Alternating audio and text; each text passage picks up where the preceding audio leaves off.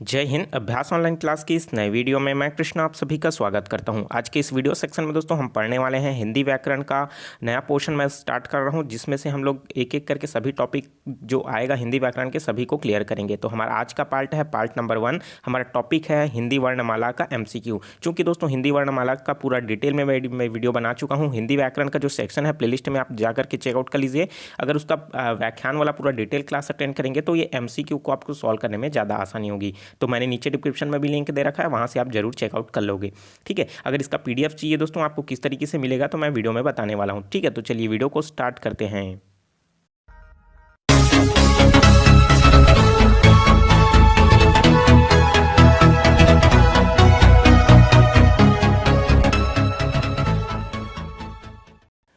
तो दोस्तों इस वीडियो में हम 30 क्वेश्चन को कवर करने की कोशिश करेंगे और साथ ही साथ पूरा डिटेल में हम समझने की कोशिश करेंगे। साथ ही साथ दोस्तों आप भी कमेंट करके बताते जाइए कि आंसर जो है कौन सा राइट होगा कौन सा रॉन्ग होगा, तो आप जो है आपका भी इसमें प्रिपरेशन होते जाएगा। तो चलिए देखते हैं पहला प्रश्न, ट वर्ग में किस प्रकार के व्यंजक आते हैं। मतलब जो ट वर्ग होता है दोस्तों आपको पता होगा ट वर्ग में कौन कौन सा आता है, ट ठ ड ढांगा, है ना। तो वो कौन से प्रकार के व्यंजन है। ऑप्शन दिया है कंठव्य, तालव्य, मूर्धन्य या फिर दंतव्य। तो भाई मूर्धन्य क्या होता है, जिसमें जीभ जो है घूम करके ऊपर वाले हिस्से को छूता है तो वो क्या कहलाता है, मूर्धन्य कहलाता है। जैसे आप उच्चारण करके देखिए टा, तो उसमें क्या हो रहा है, जीभ जो है घूम करके ऊपर के हिस्से को क्या कर रहा है, टच करता है, तो वो क्या कहलाता है, मूर्धन्य कहलाता है। तो ऑप्शन नंबर डी जो है ऑप्शन नंबर सी क्या हो जाएगा इसके लिए करेक्ट आंसर हो जाएगा। अगर कंठव्य की बात करूँ तो जो क वर्ण आते हैं क ख ग घ अंगा, तो जितने हैं वो क्या हो जाते हैं, कंठ में आ जाते हैं। तो तालव्य में क्या आएगा और दंतव्य में क्या होगा, आपको तो पूरा डिटेल मैंने क्लास जो लिया है ना उसमें आप जरूर देख लीजिएगा। ठीक है, चलिए देखते हैं नेक्स्ट क्वेश्चन। अर्धस्वर है, तो अर्धस्वर ऑप्शन दिया है इनमें से कौन सा है, या व है या फिर ई ऊ है, री या ली है या फिर री या श है। तो इसके लिए राइट आंसर जो हो जाएगा वो क्या हो जाएगा, या और व जो है एक प्रकार का क्या है, अर्धस्वर है। ठीक है, चलिए देखते हैं नेक्स्ट क्वेश्चन। अयोगवाहक कहा जाता है, तो भाई अयोगवाहक किसको कहा जाएगा, विसर्ग को, महाप्राण को, संयुक्त व्यंजन को या फिर अल्प प्राण को कहा जाएगा। तो इसके लिए राइट आंसर जो हो जाएगा, जो विसर्ग होते हैं ना उसी के ही अयोगवाहक के रूप में जाना जाता है। तो option number A is a correct answer हो जाएगा। चलिए देखते हैं नेक्स्ट क्वेश्चन। वर्णों के उस समूह को जिसमें कोई निश्चित अर्थ निकलता हो कहलाता है। भाई वर्णों का एक समूह बना हुआ है ना, जिसको हम लोग क्या कहते हैं, जब एक वर्ण कोई मान लो जी एक वर्ण का है, दूसरा वर्ण क्या है म है और तीसरा वर्ण क्या है ल है, जिनका कोई निश्चित अर्थ निकलता है तो वो क्या कहलाएगा भाई। जब मैं इन तीनों को मिला दूंगा तो क्या बन जाएगा, शब्द बनेगा, वर्ण बनेगा, वर्ण समूह बनेगा या फिर वक्तव्य बनेगा। तो ये जो है क और म और ल को जब तीनों को मैं अगर मिला देता हूँ तो कमल बन जाएगा, है ना। तो एक प्रकार का क्या हो जाएगा, एक निश्चित अर्थ निकलने वाला शब्द बना, तो क्या बना, वो शब्द बना। Option number a is a correct answer हो जाएगा। चलिए देखते हैं नेक्स्ट क्वेश्चन। निम्नलिखित में से कौन सा शब्द अमात्रिक है। तो अमात्रिक कौन सा शब्द है, कारखाना, अमिताभ, कलरव या फिर चहचहाना। तो भाई जिसमें मात्रा नहीं लगा हुआ है वो इसी की क्या कहेंगे, अमात्रिक कहेंगे। और हमको एक ऑप्शन देखने को मिल रहा है जिसमें मात्रा बिल्कुल भी नहीं लगा हुआ है, तो वो कौन सा है दोस्तों, तो वो है ऑप्शन नंबर सी कलरव। ठीक है, तो कलरव जो है वो एक क्या प्रकार का है, अमात्रिक प्रकार का है। उसी तरीके से कारखाना में बड़े आ का मात्रा लगा हुआ है, अमिताभ में छोटी ई की मात्रा और बड़ी आ का मात्रा भी लगा हुआ है, चहचहाना में देखिए बड़ा आ का मात्रा लगा हुआ है। ठीक है, तो option number C is a correct answer हो जाएगा। चलिए देखते हैं अंगा का उच्चारण स्थान कौन सा है। भाई तो अंगा का जो उच्चारण होता है कहाँ से होता है, नासिक्य से, कंठठ्य से, मूर्धन्य से या फिर कंठ और तालव्य से। तो इसके लिए राइट आंसर जो हो जाएगा वो क्या हो जाएगा, ये है एक प्रकार का नासिक का उच्चारण होता है, अंगा, है ना। अंगा मतलब नाक का क्या हो रहा है, इसमें यूज़ हो रहा है, तो कहीं ना कहीं उसमें साउंड को निकालने में उसका प्रयोग हो रहा है। तो option number A is a correct answer हो जाएगा। चलिए देखते हैं नेक्स्ट क्वेश्चन। घ का उच्चारण स्थान कौन सा है। तो भाई जो घ का उच्चारण स्थान कौन सा है, मूर्धन्य, क ख ग घ, है ना। तो क ख ग घ, तो ये कौन सा वर्ण में आ रहा है, क वर्ण में आ रहा है। तो मैंने ऊपर में स्टार्टिंग बताइए क्या हो जाएगा, मूर्धन्य, कंठ्य, तालु या फिर दंतव्य। तो इसके लिए दोस्तों राइट आंसर जो हो जाएगा कंठ हो जाएगा। ठीक है, क्योंकि ये जो क वर्ग में आ रहा है तो क्या हो जाएगा, ये कंठ हो जाएगा। क ख ग घ, ये किस में आ जाएगा, पूरे के पूरे कंठ में आ जाएंगे। चलिए देखते हैं नेक्स्ट क्वेश्चन।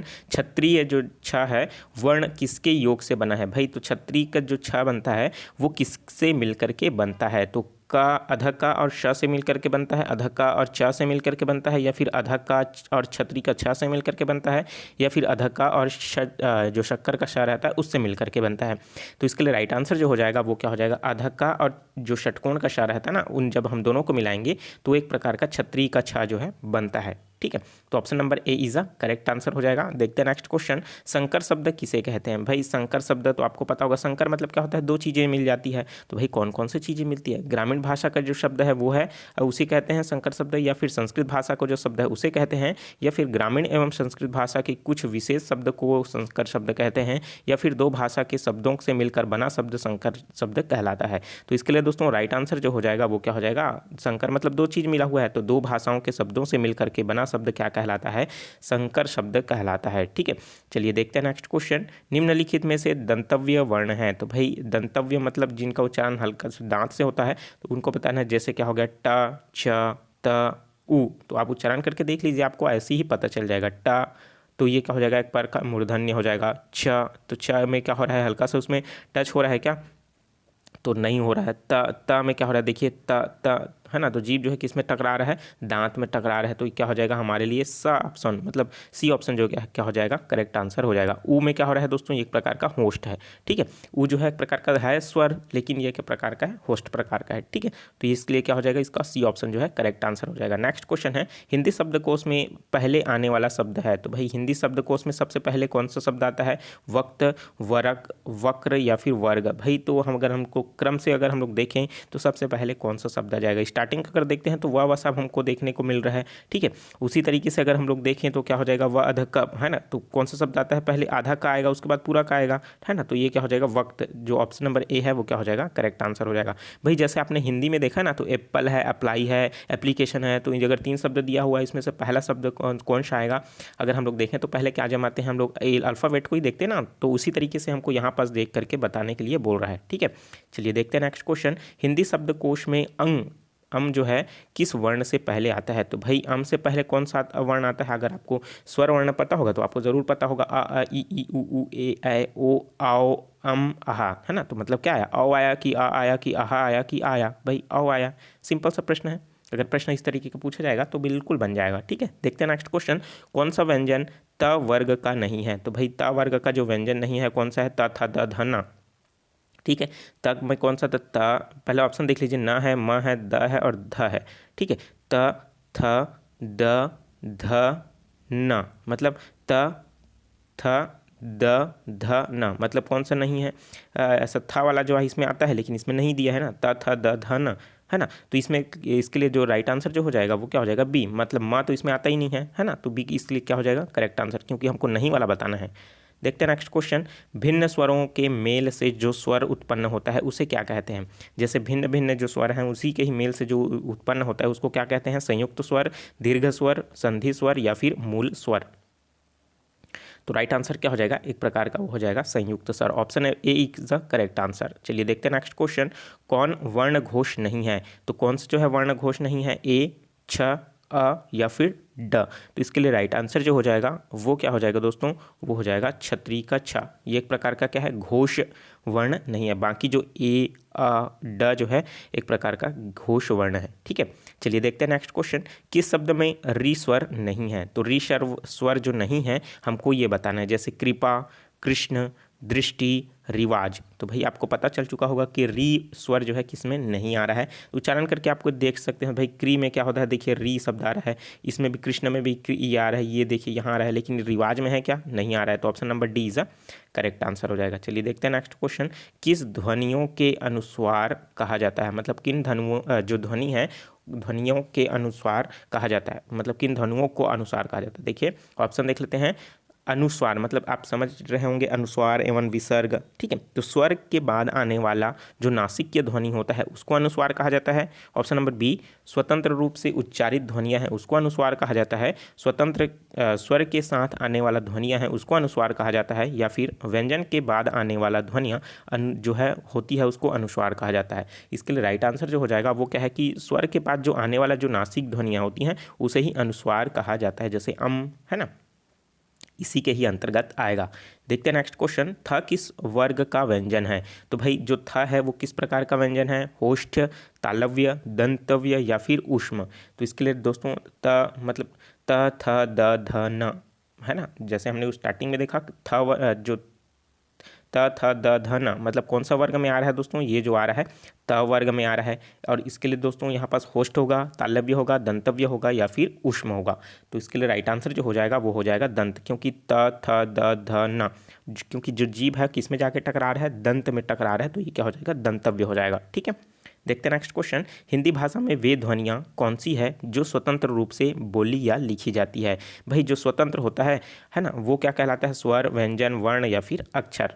ठीक है, तो इसके लिए राइट आंसर जो हो जाएगा वो क्या हो जाएगा, स्वर। ठीक है, क्योंकि स्वर से ही स्वरों और स्वर जब मिल जाते हैं तो यौगिक स्वर कहलाते हैं, और जब उसमें स्वर्ग में और भी व्यंजन जब मिलते हैं तो वो क्या कहलाते हैं, व्यंजन कहलाते हैं। ठीक है, तो इसलिए ऑप्शन क्या हो जाएगा, इसके लिए करेक्ट आंसर हो जाएगा। देखते हैं नेक्स्ट क्वेश्चन। त्रि की ध्वनियाँ हैं, भाई तृप्ति जैसे आपने नाम सुना होगा, त्रि जो आता है उसमें कौन सी प्रकार की ध्वनियाँ हैं, त और री है, त और त धन र है, या फिर त री और आ है, या फिर त्र है और धन आ है। तो त्रि मतलब आप उच्चारण करके देखिए तो आपको आसानी से पता चल जाएगा, त और री मतलब त्रि, है ना। तो ये option number A is correct answer हो जाएगा। नेक्स्ट क्वेश्चन है, निम्न में से अघोष वर्ण है, तो भाई अघोष वर्ण कौन सा है, अ, क, ख या फिर च। तो अघोष वर्ण जो है, अ जो है अघोष वर्ण है। ठीक है, जैसे हमने ऊपर में देख रहा था ना, देख रहे थे अघोष वर्ण कौन सा नहीं है, तो वैसा ही इसमें अघोष वर्ण जो है बताना था। देखते हैं नेक्स्ट क्वेश्चन। शब्दकोश में निम्नलिखित में से सर्वप्रथम आने वाला शब्द कौन सा होगा। तो भाई प्याऊ पहले आएगा कि प्रकंप पहले आएगा, पल्लवन पहले आएगा या फिर प्रकीर्ण जो है पहले आएगा। इसके लिए राइट आंसर जो हो जाएगा वो हो जाएगा दोस्तों प्याऊ। ठीक है, तो प्याऊ जो है आपका पहले आ जाएगा। ठीक है, चलिए देखते हैं नेक्स्ट क्वेश्चन। ज्ञा को वर्णमाला में माना जाता है, तो भाई ज्ञा को हम क्या मानते हैं, कौन सा प्रकार का व्यंजन मानते हैं, संयुक्त व्यंजन मानते हैं, स्वर संधि मानते हैं, या फिर अनुस्वार मानते हैं, या फिर व्यंजन मानते हैं, क्योंकि जो ज्ञा है वर्णमाला का सबसे अंतिम वर्ण है। ठीक है, और किस आधार पर इसको क्या माना जाता है, तो इसके लिए दोस्तों राइट आंसर जो हो जाएगा, इसको एक प्रकार का संयुक्त व्यंजक ही माना जाता है, क्योंकि इसमें स्वर संधि है क्या, नहीं है। ठीक है, अनुस्वार भी नहीं है ना। अनुस्वार किसका होता है, जिसमें अम की मात्रा होता है उसको क्या कहते हैं, अनुस्वार कहते हैं। जैसे व्यंजन में देखिए ये बिंदु लगा है ना ऊपर में, ये क्या है, अनुस्वार है। ठीक है, तो ये व्यंजन तो बिल्कुल नहीं है, तो क्या हो जाएगा, संयुक्त प्रकार का व्यंजन है। तो आप मुझे कमेंट करके बताइए दोस्तों कि जो ज्ञ है ना, वो किस किस चीज़ों से, मतलब किस प्रकार के वर्ण से मिल करके बना हुआ है। ठीक है, तो ये भी प्रश्न पूछा जा चुका है। देखते हैं नेक्स्ट क्वेश्चन। निम्नलिखित में से कौन सा वर्ण जो है स्पर्श संघर्षी है, मतलब कहीं ना कहीं दो वर्ण जो है मिलेंगे और उनके बीच का होगा घर्षण होगा। ठीक है, तो उसको क्या कहा जाता है, संघर्षी कहा जाता है। तो इसमें है झ, श, ट या फिर ह, क्योंकि उच्चारण करके देखिए श में क्या हो रहा है, श, है ना, कहीं पास घर्षण हो रहा है ना भाई, और स्पर्श के माध्यम से घर्षण हो रहा है, तो इसमें से क्या हो जाएगा, इसके लिए राइट आंसर जो हो जाएगा वो क्या हो जाएगा, बी हो जाना चाहिए। लेकिन अगर आप झ का उच्चारण करेंगे तो श से ज़्यादा संघर्ष हो रहा है, किसमें, झ में हो रहा है, जैसे झ, है ना, झ, तो ये क्या हो जाएगा, आ ऑप्शन इसके लिए करेक्ट आंसर हो जाएगा। ठीक है, देखते हैं नेक्स्ट क्वेश्चन। निम्नलिखित में से कौन सा प्रकंपित वर्ण है, तो भाई इसमें से प्रकंपित वर्ण कौन सा है, र, ल, य व फिर व। तो इसके 4 ऑप्शन दिए गए हैं, तो र जो है एक प्रकार का क्या है, प्रकंपी वर्णन है। ठीक है, देखते हैं नेक्स्ट क्वेश्चन दोस्तों। मुखावयवों के निकट आने वाले संघर्ष के पश्चात प्रकट होने वाली ध्वनियों को क्या कहते हैं, स्पर्श ध्वनि कहते हैं, अंतस्थ ध्वनि कहते हैं, वत्सय्य ध्वनि कहते हैं, या फिर ऊष्म ध्वनि कहते हैं। तो राइट आंसर जो हो जाएगा दोस्तों, उसको ऊष्म ध्वनि कहते हैं। जब क्या होता है, हमारे मुखवय के निकट आते हैं और उसके बीच क्या होता है, संघर्ष होता है। ठीक है, जैसे झ हो गया, झ, है ना, तो इस हमने एग्जाम्पल देखा, तो इसलिए डी ऑप्शन क्या हो जाएगा, करेक्ट आंसर हो जाएगा। ठीक है, देखते हैं नेक्स्ट क्वेश्चन। ख एक प्रकार का कौन सा प्रकार का व्यंजन है, तो ख जो है दोस्तों अघोष व्यंजन है, अल्प प्राण व्यंजन है, घोष व्यंजन है, या फिर विवित्र व्यंजन है। तो इसके लिए राइट आंसर जो हो जाएगा वो एक प्रकार का क्या है, अघोष व्यंजन है, जो कि क वर्ग में आता है। देखते हैं नेक्स्ट क्वेश्चन। ऊष्म महाप्राण वर्ग है, तो ऊष्म महाप्राण जो वर्ग है वो क्या हो जाएगा, ख, छ, ट या फिर श हो जाएगा। तो इसके लिए ऊष्म प्राण जो होता है, मैंने अभी बताया ना, जो ऊष्म प्राण में क्या होता है, हल्का सा वो मुंह के सामने आ जाता है ना, जो ध्वनियाँ, तो इसके लिए राइट आंसर जो हो जाएगा वो क्या हो जाएगा, श हो जाएगा। ठीक है, श है ना, तो option number D is a correct answer. चलिए देखते हैं नेक्स्ट क्वेश्चन। अंत और विदेश शब्दों में क्रमशः प्रत्यय का शुद्ध विकल्प होगा। तो अंत है और विदेश, इन दोनों शब्दों में जो क्रमशः है प्रत्यय का शुद्ध विकल्प कौन सा हो जाएगा, तो त्या और या, है ना, या और श, या और ई या फिर इनमें से कोई नहीं। तो दोस्तों इसके लिए जो है करेक्ट आंसर अगर मैं बात करूं तो इसके लिए क्या हो जाएगा, ऑप्शन नंबर डी, इनमें से कोई नहीं, क्योंकि इन दोनों में जो है अलग प्रकार के जो है प्रत्यय का इसमें प्रयोग किया जा रहा है। ठीक है, तो इसलिए क्या हो जाएगा, D option is correct answer हो जाएगा। चलिए देखते हैं नेक्स्ट क्वेश्चन और इस वीडियो का अंतिम क्वेश्चन। निम्न में से महाप्राण वर्ण होगा आ, का, था या फिर चा। तो महाप्राण जो है दोस्तों इसके लिए जो था है वो अल्प महाप्राण होगा, जिसमें उच्चारण में अधिक समय लगता है, जैसे था, है ना।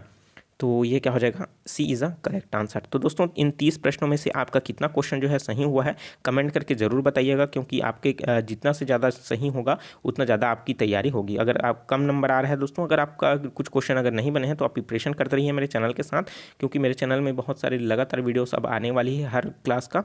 ठीक है, तो चैनल के साथ जुड़े रहिए और जो स्टूडेंट नए हैं बिल्कुल चैनल को सब्सक्राइब करके नोटिफिकेशन बेल आता है ज़रूर ऑन कर लीजिएगा, क्योंकि इसी तरीके का ज्ञानवर्धक वीडियो आपको लगातार जो है मिलता रहेगा। ठीक है, तो चलिए दोस्तों, और इस वीडियो के नीचे डिस्क्रिप्शन में लिंक इधर रखा हूँ, वहाँ से आप चेकआउट कर लीजिए दोस्तों। जो वर्णमाला से रिलेटेड है अन्य जो क्लासेस हैं उसको पूरा डिटेल में आप देखिए, उसमें MCQ के माध्यम से नहीं, पूरा क्लासेस डिटेल्स में लिया मैंने, है ना। तो वहाँ से चेकआउट कर लीजिए, टेलीग्राम के साथ जुड़ जाइए, इसका PDF आप वहाँ से प्राप्त जरूर कर लेंगे। तो चलिए मिलते हैं नए वीडियो में नए जानकारी के साथ, तो मुझे दीजिए इजाज़त, take care, all the best, जय हिंद।